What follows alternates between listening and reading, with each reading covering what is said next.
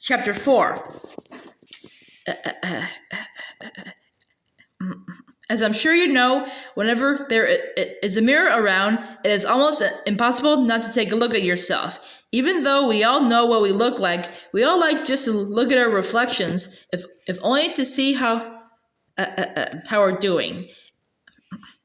As the Baudelaire orphans waited outside the office to meet their new guardian, they looked in a mirror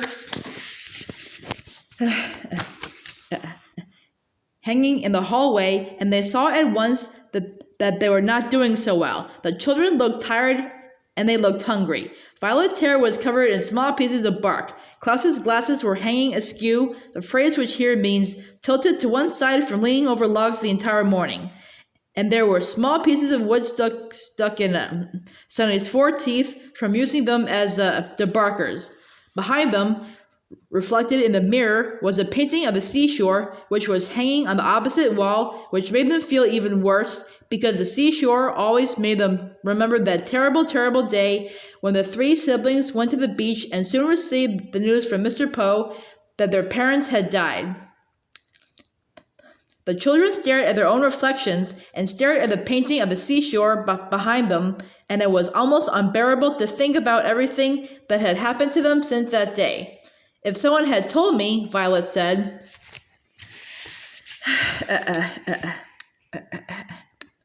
that day at the beach, that before long I'd find myself living at the Lucky Smells lumbermill, I would have said they were crazy. If someone had told me, Klaus said, that day at the beach, that before long I'd find myself pursued by a greedy, evil man named Count Olaf, I would have said they were insane. Wara, Sunny said, which meant something like, if someone had told me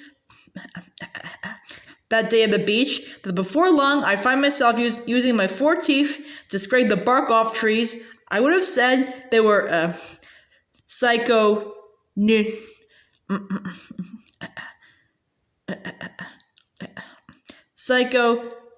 neurotically disturbed. The dismayed orphans looked at their reflections, and their dismayed reflections looked back at them. For several moments, the Baudelaire stood and pondered the mysterious way their lives were going, and they were thinking so hard about it that they jumped a little when somebody spoke. You must be Violet, Klaus, and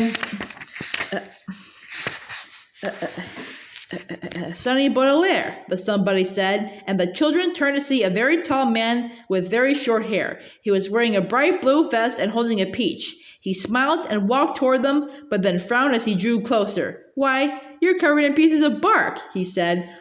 I hope you haven't been hanging around the lumber mill. That can be very dangerous for small children. Violet looked at the peach and wondered if she dared ask for a bite. We've been working there all morning, she said. The man frowned. Working there? Klaus looked at the peach and had to stop himself from grabbing it right out of the man's hand. Yes, he said. We received your instructions and went right to work. Today was a new log day. The man scratched his head. Instructions? He asked. What in the world are you talking about? Sunny looked at the peach, and it was all she could do not to leap up and sink her teeth right into it. Mola! She shrieked, which must have meant something like, we're talking about the type note that told us to go to work at the lumber mill. Well, I don't understand how 3 people as young as yourselves were put to work in the lumber mill, but please accept my humblest apologies, and let me tell you that it will not happen again. Why, you're children, for goodness sake. You will be treated as members of the family. The orphans looked at one another. Could it be that their horrible experiences in Paltryville were just a mistake? You mean we don't have to debark any more logs? Violet asked. Of course not, the man said. I can't believe you were even allowed inside. Why, there are some nasty machines in there. I'm going to speak to your new guardian about it immediately. You're not our new guardian? Klaus asked. Oh no, the man said. Forgive me for not introducing myself. My name is Charles, and it's very nice to have the three of you here at Lucky Smells Lumbermill. It's very nice to be here, Violet lied politely. I find that difficult to believe, Charles said, seeing as you've been forced to work in the mill, but let's put that behind us and have a fresh start. Would you care for a peach?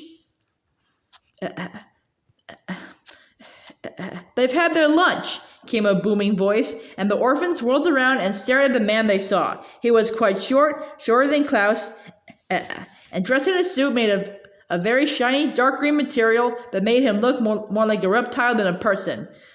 But what made them stare most was his face, or rather, the cloud of smoke that was covering his face. The man was smoking a cigar, and the smoke from the cigar covered his entire head. The cloud of smoke made the Baudelaire children very curious as to what his face really looked like, and you may be curious as well, but you will have to take that curiosity to your grave, for I will tell you now, before we go any further, that the Baudelaires never saw this man's face, and neither did I, and neither will you. Oh, hello, sir, Charles said. I was just meeting the Baudelaire children. Did you know they had arrived?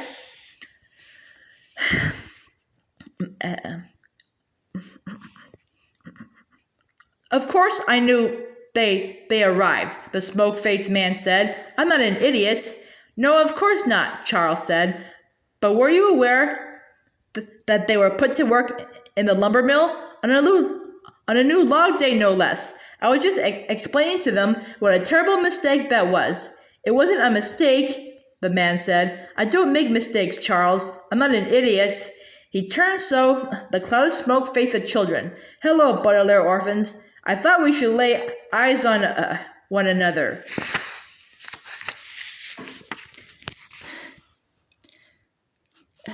But Tex, Sunny shrieked, which probably meant, but we're not laying eyes on one another. I have no time to talk about that, the man said. I see you've met Charles. He's my partner. We split everything 50-50, which is a good deal. Don't you think so? I guess so, Klaus said. I don't know very much about the lumber business. Oh, yes, Charles said. Of course I think it's a good deal. Well, the man said, I want to give you three a good deal as well. Now, I heard about what happened to your parents, which is really too bad. And I heard all about this Count Olaf fellow, who sounds like quite a jerk, and those odd-looking people who work for him. So when Mr. Poe gave me a call, I worked out a deal. The deal is this. I will try to make sure that Count Olaf and his associates never go anywhere near you, and you will work in my lumber mill until you come of age and get all that money. Is that a fair deal? The Baudelaire orphans did not answer this question because it seemed to them the answer was obvious. A fair deal, as everyone knows, is when both people give something of more or less equal value. If you were bored with playing with your chemistry set and you gave it to your brother in exchange for his dollhouse, that would be a fair deal. If someone offered to smuggle me out of the country in her sailboat in exchange for free tickets to an ice show, that would be a fair deal. But working for years in a lumber mill in exchange for the owners trying to keep Count Olaf away is an enormously unfair deal, and the three youngsters knew it. Oh, sir, Charles said, smiling nervously at the Baudelaires, you can't be serious. A lumber mill is no place for small children to work.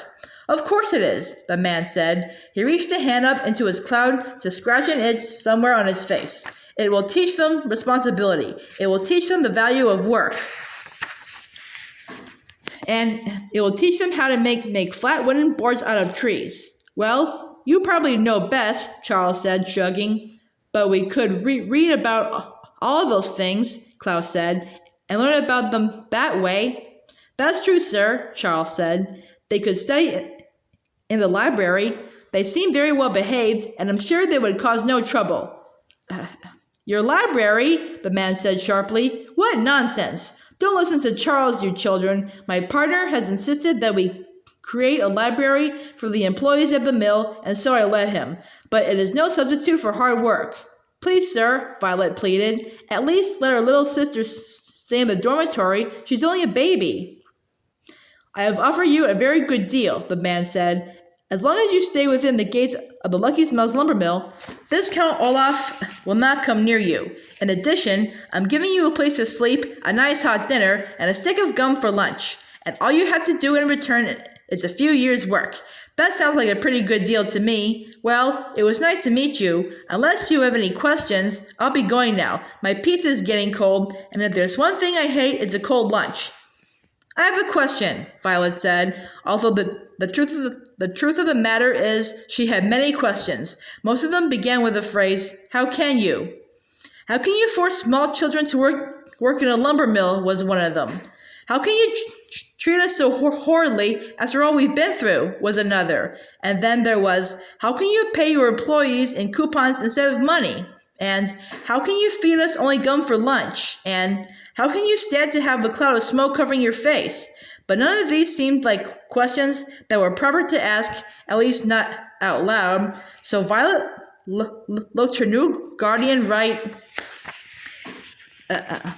in his cloud and asked, "What is your name?" "Never mind what my name is," the man said. "No one can pronounce it anyway. Just call me sir."